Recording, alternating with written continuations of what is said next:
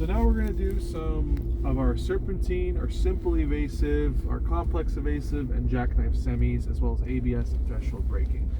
So very similar to what we had done on... Interesting. I wonder what's happening there. Oh, he's setting up his barrier.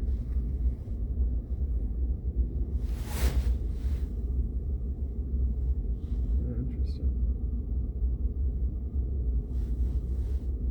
Okay, so we're going to be doing our serpentine. This one's going to be at varying speeds. I'm going to just start this off with 30 kilometers an hour. On my next one, I'm going to get at a higher speed.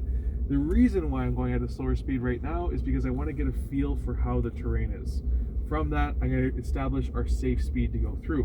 What I want you to make sure is, do not add acceleration through the serpentine. I only want you to accelerate for the first half. After that, you are just steering. There is no acceleration. At the very end of it, I want you to stop. Period. Sound good? Yeah. Mm-hmm. Good? So when are you going to accelerate? Only first one. Only on the first one. You're going to circle around, and then you're going to stop at the very end. I do not want you to accelerate, especially since we have the fence line and the concrete barrier soon after. So I want you to stop no matter what. Now, as we pick up speed, I'm creating 2 focal points. My focal point, as we discussed on Tuesday from Kevin, is going to be up in center of our lane. Same happens for the left side of that roadway. I want a center of my lane, and I want it to be up high. Once I have my focal points established, I'll be using those focal points anytime that I practice any of my steering. So if I'm going to the right, I'm looking center of my lane. If I'm going to the left, I'm looking center of my lane. My 9-3 position is the same throughout, and I'm practicing full half steers, maybe some more, but this is what I'm traditionally going to be practicing. Again, maintain your speed off of the pedal as you're going through. Just focus on steering. This is what I want you to be doing as well, is identifying the pylons with your peripheral view, your side vision. Your side vision is very useful. I can tell by hazard lights. Bang on, right there. I don't have to be looking at it. I can look up ahead, but I can tell general areas as to where that is. I want you to practice the same thing. I want general areas. I don't need exacts, so don't look at the pylon. Look straight ahead and identify everything else with your peripherals. A good suggestion that I can also make is don't steer when the pylon is in line with your front tire, because your back tire still needs to track correctly. What I would do is wait just a little bit longer before you steer after you pass that pylon. Imagine it's where your back tire is, not where your front tire is for your steering. So this is what I want it to look like. I'm going to pick up my speed. We're going to do this one at 30, and my eyes are up, and I'm steering. Half steer, half steer, half steer, half steer, and finish it off with a straight position. My vehicle's already on a low momentum, but I want to finish off with a nice smooth controlled brake. After that's done, I am then going to get in line for my simple evasive. Wonder who hit that. Wonder who hit that. I wonder too. So here we have our simple evasive. So do you remember what the simple evasive was? Never here. So the simple evasive is going to be left or right. I'm going to go at a certain speed, and then I'm going to call our direction. It's either going to be left or right. And I want you to steer in that direction with your half steer. I don't want to see any hand over hand throughout the course. There's no need for hand over hand. I just want to see your left and your right steers. Now the same rules apply for the serpentine. I want you to find a focal point for center of your lane on the left and on the right side. Good? We're going to pick up our target speed, should be around 30 to 35 kilometers. I'm going to call our direction as soon as we pass the second pylon in the line of the box. And then once I call it, I want you to follow it. If you don't follow my direction and you are trying to predict me saying left and you turn left and I call right, commit with your original steer, because if you try to steer to the right after steering to the left, you're going to hit the pylons head on. So choose a direction if you commit with it. So I'm going to pick up my speed. I have my focal points established, looking well up ahead of my roadway, and then as soon as I call, I'm going to say left. Oh! Steer, come to a stop. So your steer, and then finish off with a nice smooth controlled brake. What you can also do is what we're going to be doing in the next one here. Now this is the Bambi, or the brake and avoid. Now the brake and avoid is exactly what it says. I want you to brake quickly and then steer around the center obstruction, come back to center. So the brake is going to be an impactful brake. It's like you're punching the brake pedal. So I want it to be just like this. Quick brake is what I want that to feel like. I want it to be a quick brake. That ensures that you put all of the weight on your front tires. Mm-hmm. When you put all of the weight on your front tires, the traction of your vehicle is improved. I want you to practice it here. So same things apply. I want focal points established for the right, left, and center lane. In your head, it can be whatever you need, but it has to be center in that lane and it has to be up the roadway.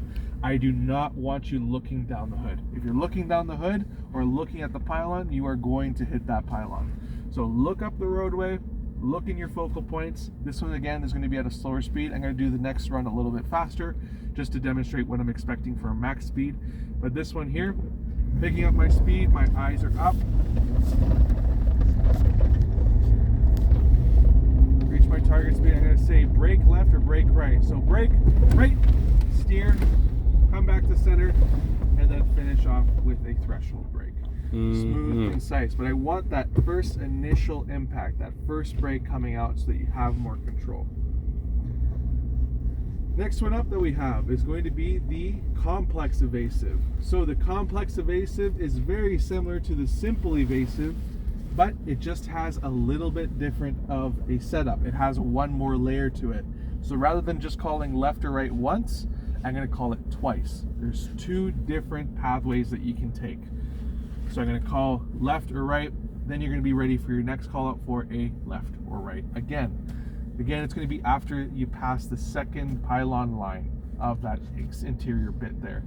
So we're going to pick up our speed, focal pointer established. Again, you're looking up the roadway, you're not looking down your hood, you are looking up the roadway, and you're also not looking at the pylons as you're approaching them. Use your peripherals. You can identify a lot of good stuff with your peripherals. I'm going to pick up my speed.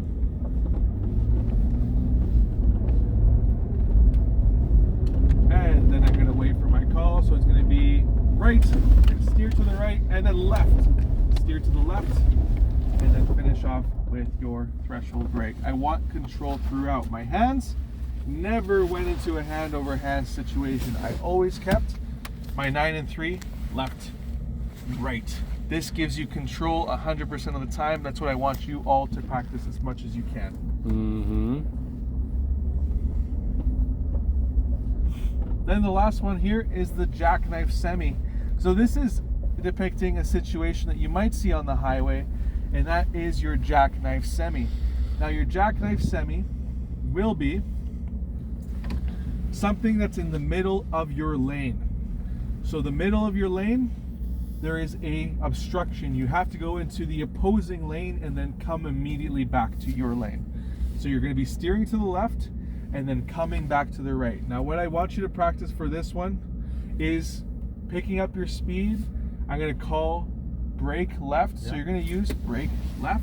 And then as you're coming back in, make sure you're trying to establish control to stay in your lane. So just look where you need to be looking. This one, there's not much more that I have to explain for that. So we're just going to go for it. But main points, focal point in the middle lane, focal point for the left lane, and we will pick up our speed.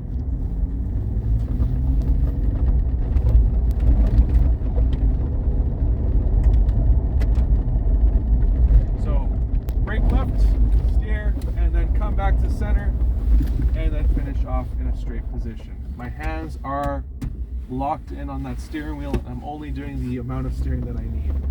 After that, we'll steer to the left always, and we'll go through the serpentine. This one doesn't have to be fast.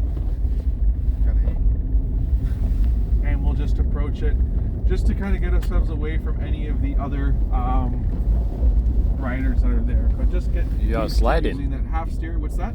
Sliding. Sliding slightly, absolutely. Those ones are a little bit closer apart as well, so you might have difficulty going through it, but this is what we're going to be doing. All of those ones, and then as we progress, we're going to be going just slightly faster. Wow. So I'm going to be doing this next one. I'm just going to demonstrate this at a bit of a faster speed. So while we have momentum, I don't want you to stop. If we know what we have to do, just go right into your speed My eyes are up, they're locked in, I'm not looking at the pylons, I'm picking up my speed to about 40, 45, and then steer, half steer, half steer, half steer, and finish off where you need to finish off. That was roughly around 43 Whoa. kilometers an hour. It can be done with control. My foot was never on the accelerator. I don't want your foot on the accelerator, because when you add acceleration, you're going to add kick into the back of your tire, and it's going to become into an uncontrollable, or it's going to be hard to control that oscillation that comes from it. So that's what I want you to practice. Faster speeds, more control. But just because you're going faster doesn't mean you get reckless. Different than Tuesday. It's more icy today. 100%. I can tell. So here's our next one. Again, this one's going to be a faster speed. So what are we doing for this one? Going maneuver. To the left or to the right? I'm going to call left or right, and you're going to follow that direction to the left or right. Mhm. Ready? Picking up our speed. This one's going to be done a little bit faster, around 40, 45. Once I reach our speed, I'm going to say maintain. Once I say maintain, you're off of the gas and you're waiting for my call. Right, steer to the right, come back to center, finish off with the threshold as smooth as you can. Sound good? Perfect. Next one up, we know the Bambi, it's going to be the same thing, but this time it's going to be a brake and steer. Mm-hmm. So I'm going to just go right into it. I'm going to pick up my speed. My eyes are up, I'm not looking at the pylon. Maintain, and then it's going to be brake, left, steer, come back to center, and finish off with a threshold brake. Important for that impactful brake. Get that pow in there, man. Absolutely. Then be careful with your kick out. Don't accelerate too hard on these roads. I want it to be nice and smooth so that we don't create those washboards as it becomes harder for us to accelerate down the road. So I want control through it all the way through. This one here, I want you to call out my shots, left or right, when we get to that point. Do you remember when we were supposed to call it? Second pound. Second pylon. Ready? For both? For both. So call me left or right and I'll follow your direction.